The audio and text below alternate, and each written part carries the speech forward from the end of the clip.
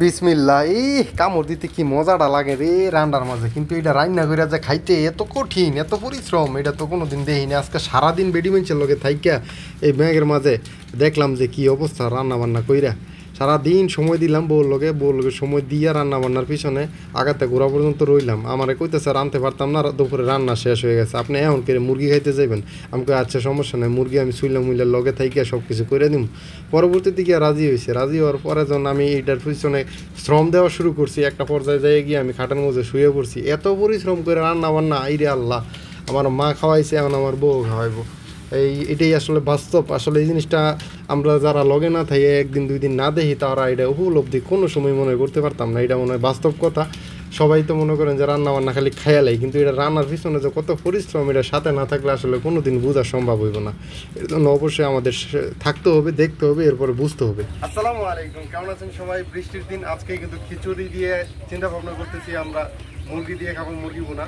তো অবশ্যই ব্রয়লার না, ব্রয়লার আমরা খাই না, ব্রয়লার লালন পালন করি, কিন্তু খাই খুবই কম, একবারে কম, কারণ ব্রয়লার মুরগি আসলে কোনো স্বাদ পাই না খাইয়া। তো আমরা টাইগার মুরগিটা খাবো, যেহেতু টাইগার মুরগিকে আমরা রেগুলার এখন গম খাওয়াচ্ছি। অবশ্যই টাইগার মুরগি সম্পূর্ণ দেশি মুরগির মতোই মনে হয়, খাইতে অনেক সুস্বাদু। এবং টাইগার মুরগি কোন দিক দিয়ে বাবা, তুমি কি টাইগার মুরগি ধরতে পারবা? এই যে সবাই কিন্তু দেখতে আছে, আঙ্কেলে তোরা সবাই দেখবে এখন, দেখো ওই যে মোবাইলে সবাই আঙ্কেলে তারা দেখবে। তুমি যদি না ধরতে পারো তাহলে কিন্তু অনেক মানে দুষ্টমি হয়ে যাবে। মানুষ বলবে যে পারে না এটা বলে। আচ্ছা তুমি কোন মুরগাটা ধরবা? সবচেয়ে বড় মুরগাটা ধরবো বাবা, সবচেয়ে বড় যেটা। না সবচেয়ে বড় জানো কোনটা? ওই যে ওইটা বাবা, ওই যে ওইটা হাঁটতেছে না, এইটা বড়, সবচেয়ে বড়। এটা নিয়ে আসো তুমি। এই কালো মুরগিটার সাথে বসে রয়েছে না মাঝে বড় মোটু, দেখছো? ওই যে বড় মোটু, ওইটা ধরে নিয়ে এসে যাও, দেখি মাঝে পারে কিনা, দেখি ওই যে যাও, সামনে যাও। তো তুমি না বলে পারবা। যাই হোক, আমরা বৃষ্টির দিন আজকে খিচুড়ি খাবো। দাঁড়াও আমি ধরে তোমার হাতে নিই। এই যে সবচেয়ে বড় মুরগি বাবা, থাক ধরে না, তুমি ধরে না বাবা।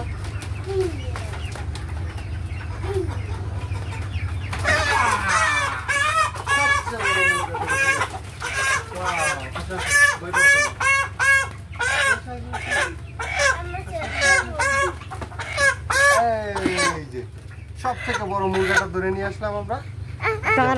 আস্তে আস্তে যাও, আস্তে আস্তে খাবো। ধরো মুরগা ধরো, বলো আমরা এখন খিচুড়ি বোনা খাবো, বলো। আমি তো বলতেছি বাবা, আমরা সবাই মিলে খিচুড়ি বোনা খাবো। দাদা, আম্মু, বাবাই, মাহাদি মোরল, সবাই আমরা প্রসেসিং করে আমাদের সাথে থাকুন। আসলে সংসার জীবন সুখের করতে হইলে অবশ্যই মহিলা মানুষের সাথে একটু তাল দিতে হয়। তাল না দিলে কোনোদিন মহিলা মানুষের সাথে সংসারটা সুন্দরভাবে কাটে না। তবে মাঝে মাঝে আসলে সবার একটু রসিকতা করতে হয়। এই রসিকতা না করলে বিশাল সমস্যায় বেড়ে যেতে হয়। এর জন্য অবশ্যই রসিকতা কিছু করতে হবে। এই রসিকতা ভিতর থেকে না আসলে রসিকতা টাইনে বার করে নিয়ে আসতে হবে। অন্যথায় একটা সংসার কিন্তু এমনিতে চলে না। কারণ মহিলা মানুষ এত পরিশ্রম করে, এত কিছু করে, তাদের পাশে যদি মাঝে মাঝে থাইকে একটু পরিশ্রম করা যায়, বা একটু নিজে কইরা কাহি লইয়ে যাওয়া যায়, বা আমি পারতাছি না, তারা যে একটা আনন্দ পায়, এই যে পারতাছি নার মধ্যে যে একটা আনন্দ পায়, এই আনন্দ মনে করেন কোনো টাকাটা কিনা পাওয়া যায় না। তো ঘটনাটা এইটাই বাস্তব। এর জন্য সময় দিচ্ছি। আসলে এই ধরনের ভিডিও ব্লগ কিন্তু আমি কখনোই করি না, তবে আজকে করতেছি। এর কারণ হলো বাস্তবতার সাথে যখন চলতেছি, চইলা দেখতেছি যে না, আসলে এই সব বিষয়গুলো শেয়ার করাটা খুবই জরুরি। এই বিষয়গুলো শেয়ার করলে আসলে আমি যেমন বুঝতে পারছি এবং আপনারাও ঠিক তেমনই বুঝতে পারবেন। এই জন্য বলবো আপনারাও মাঝে মাঝে এরকম তাদের পিছনে সময় দিবেন। সময় দিলে বুঝতে পারবেন যে আসল ঘটনাটা কী। খালি খাইয়া লাইলেই হয় না বিষয়টা, বিষয়ের পিছনে অনেক কারণ আছে, এই কারণগুলো দেখতে হয়।